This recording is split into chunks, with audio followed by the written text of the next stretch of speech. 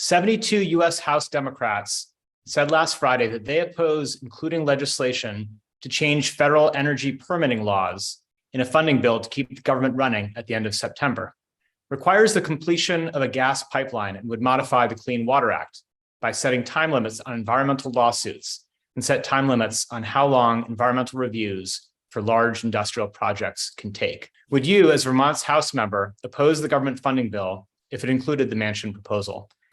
I have not read the specific bill, so it's hard for me to say, or the letter. So I'm not going to say whether or not I would or would not sign off on it, because I like to do research first. And so that is something I will promise to Vermonters. But what I will say is that energy independence absolutely has to be a priority this year. We're seeing what it looks like when we're dependent on countries that hate us for energy.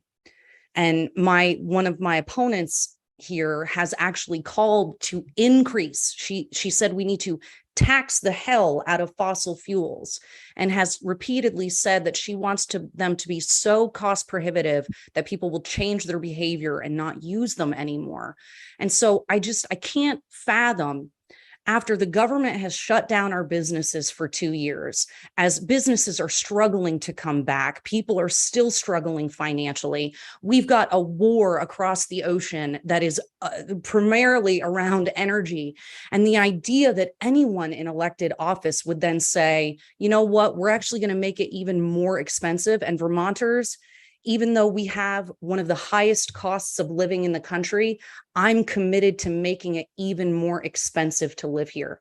I think that is leadership disqualifying, and that person does not seem to actually care about the hardship that Vermonters are suffering right now.